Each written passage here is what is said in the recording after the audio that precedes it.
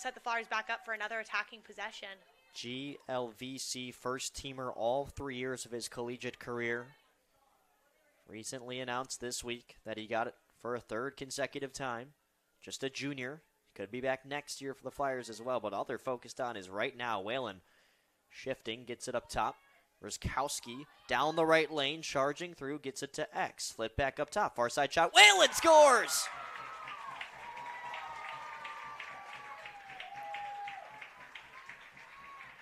(13-9), 28 seconds to play in the third. Junior out of Minnesota on the left hand, switches right. Goes back down to X for Spence. Swung around the horn, Hernandez.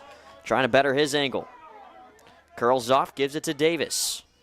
Davis stumbles, regains, and purple jerseys collide all over him. Giving it back to Hernandez, back up top with under 20 to shoot. Hunter Hernandez fires up top and scores. He continues to score in every single appearance. His 8th game of the year, 8th start, 17th goal. And Lewis has done such a great job locking up Vollins, the leading scorer for these Wolves. He finally gets his first of the game. Slipping free on the faceoff win is Shields. Taking some hard hacks. He's pushed down to the turf. Given to Good on the far side. That's a nice way to answer. Ends up notching his 4th assist of the season. Now fighting here, and he pops the ball loose. What an effort after losing the faceoff. It's now eventually spiked ahead, and Kendricks got the ball. Gives it off to Malachi Good, dancing to the net, and what a save from McMullen. Down low, swim dodge McCann off to the left hand. Good's taking some hacks, works it up top for Sheedy. Given the right lane, now opens up on the left-handed, scores! Playing some catch with Brent Deal. Ferry, far side, Hernandez. Switches hands, pockets it down low for Deal. In front, in the danger zone, Eli Spence picks the top corner. Back to an Elmhurst lead. Eli Spence already with his 2nd goal. The first 6 goals of the last game against Rockhurst, 5 of them went to Rockhurst. And like you mentioned, even at 3 at the moment. Zeme breaking free, gives Maryville the lead. Trent Zeme, who was the overtime hero last year in the championship game, is giving them a nice spring here in the semifinal. At a CCIW title, something that Elmhurst has never done. Spence trying to back his way in. Instead, we'll feed it up top for Ferry. Charlie Ferry, swim dodge, off to the left hand. How does he do it? Charlie Ferry with another one here to extend the J lead to 4. To go. Stearns will get one last try from midfield. Oh my goodness, he scores!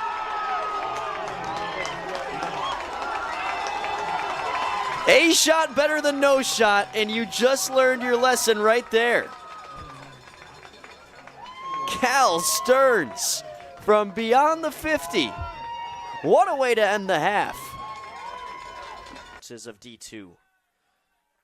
When it comes to crowning conference champions, one of the first ones, Sheffley, Korzensky, BTB pass, as he'll take it on the return. Fire away and score!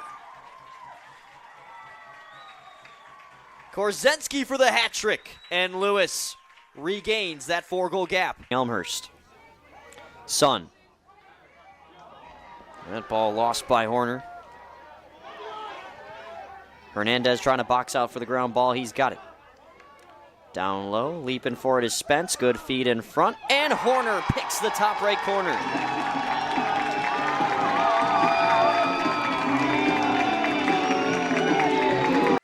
Probably in the 30s. 63, partly cloudy right now. The sun's about to be fully out for the next few hours as well. Kind of wish we didn't have a press box today, and I don't say that often. Kendrick, flip up top. Ruskowski gives Lewis the lead.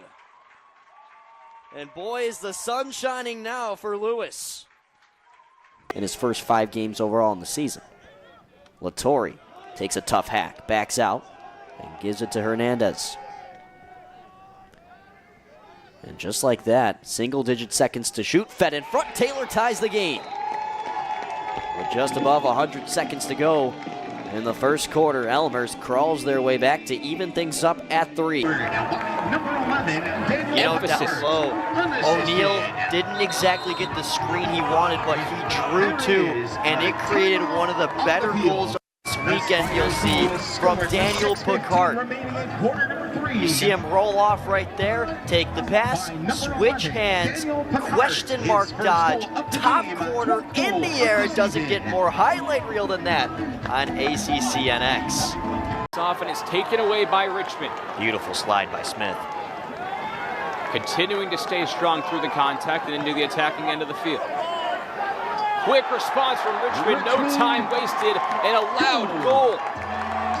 Braden Penafeather Stevenson, the long stick midi, makes it 8-4, and Richmond is right back in. You want this place to erupt, you get a long pull goal into equation, Eli. How about Braden Penafeather Stevenson with his 4th long pull goal of the season, another transition move, and why not? With that long stick, you could really whip it by Richie Ardelli, and you can tell he's done it before. It is not his first rodeo. This deceptive movement right now for the Fighting Irish. They are always moving, and Richmond seem to have been caught ball watching there. Once again, another play where offenses have been able to flip the field, completely throw it across. McCorney, perimeter shot once again. As Connor Knight's still struggling to keep his eye with that ball and the ball speed of McCorney, who goes low to low on a beauty for just a sophomore. Luke, you and I.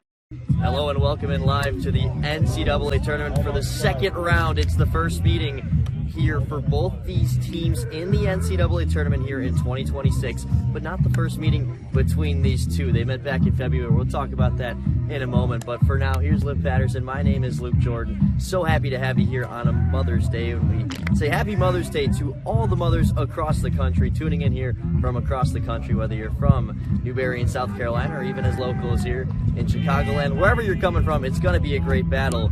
And what a great tournament we saw from Lewis 2 weeks back in the GLVC tournament, hosting it right here on this very beautiful turf. And a beautiful performance they had. They beat Indianapolis in the semifinal, then went on to beat Maryville in the final game, a team that they were yet to conquer by this season. They overall just had a great showing in the GLVC tournament. Oh yeah, we were fortunate enough to be out here last week broadcasting these games. Unreal talent we saw from both sides of the field, and the Flyers came out on top, which secured this spot for having them today. And you talk about some of the standouts from that tournament. Really good on the offensive end, of course. They've been so consistent with the GLVC's best offense, but the defense really stuck out, and you saw a lot from the anchor, Tyler Davis. Oh yeah.